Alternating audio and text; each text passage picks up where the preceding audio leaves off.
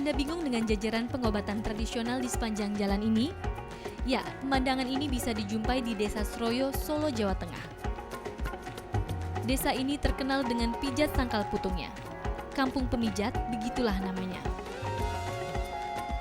Setidaknya ada belasan papan nama sejenis yang memasang pengobatan tradisional jenis ini. Dan semuanya mengklaim pihaknya lah yang pertama kali merintis. Pertama kali kan sini. Terus tahun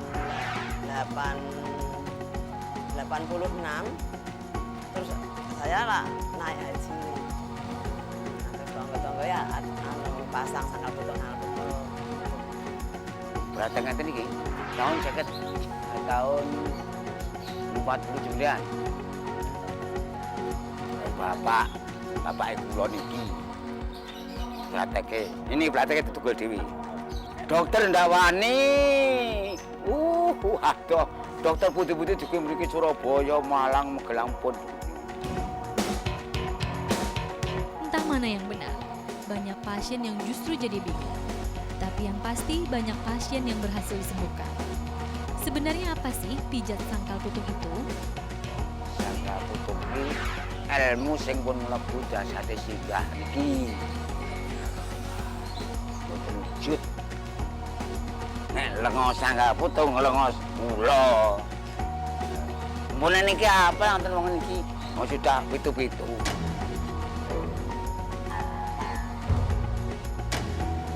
Anda makin bingung? Nanti dulu. Dari segi penamaan hingga metode pengobatan, semuanya memang nyaris sama. Termasuk pasiennya, yang rata-rata adalah korban kecelakaan yang mengalami patah tulang.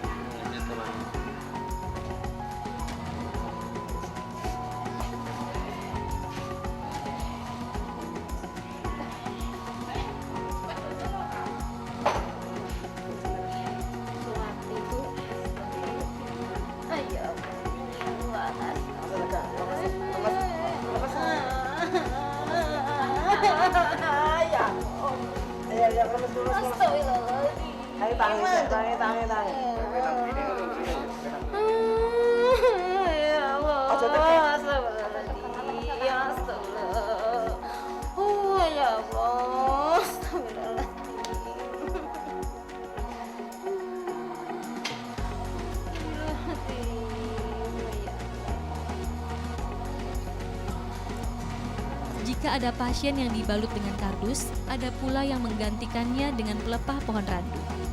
Namun hanya ada satu terapis yang menawarkan rawat inap kepada pasiennya.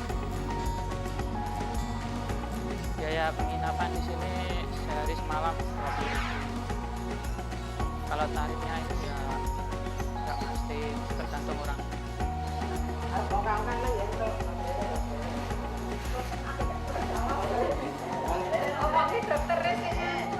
Asal bisa sembuh soal mana pijat sangkal putung yang asli atau tidak asli tentu tak penting lagi.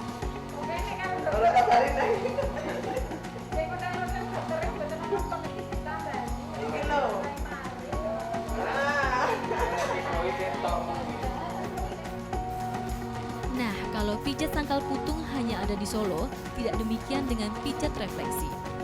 Pijat yang sejatinya berasal dari negeri Cina ini prakteknya justru menyebar di mana-mana. Dari gang sempit hingga pusat-pusat perbelanjaan besar. Meski asalnya dari Cina, Anda yang gemar pijat jenis ini pasti sulit menemui pemijat yang asli dari negeri tirai bambu. Yang jamak ditemui malah wajah-wajah seperti para pemijat ini. Dari mana ya mereka belajar pijat refleksi?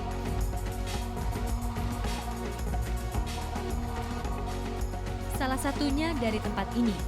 Di sini dari mulai tukang ojek hingga kakek-kakek dididik menjadi tenaga pemijat profesional secara cuma-cuma. Salah satunya Pak Jayadi ini. Sejak kecil ia sudah mewarisi ilmu pijat dari orang tuanya. Tapi tetap saja ia merasa perlu untuk datang khusus ke sini. Andai kata bikin plang, panti pijit, Habib Jayadi itu nggak ada masalah udah. Tapi kan kalau dia datang, nah itu kan disalahkan. Nah kalau sini kan semua ada Devkes, nanti ada tahap-tahapnya gitu. Meski telah dididik sebagai tenaga profesional, masih banyak dari mereka, terutama yang berpraktek di mal-mal dan pertokoan, malu mengakui kalau mereka adalah tukang pijat. Ya, kalau mereka malu itu ya alasannya banyak ya. Dan terutama sekarang image dari pijat refleksi, image dari pijat, bukan pijat refleksi, tapi itu nggak bagus lah. Ya, itu seolah-olah bahwa kadang-kadang dikatakan menjual badan atau bagaimana, ya. Nah, terus kalau di sini kita selalu bekalin, yaitu dengan cerita-cerita, dengan motivasi-motivasi bahwa mereka itu bukan hanya sebagai pemijat, tetapi mereka ditekankan sebagai penyembuh. Nah, yang sedang Anda lihat sekarang ini bukan tes penerimaan calon pegawai negeri sipil, apalagi ujian masuk perguruan tinggi, melainkan ujian kelulusan bagi para pemijat. Wah, kalau nggak lulus gimana ya? Tenang saja Mbah, ada ujian susulan kok.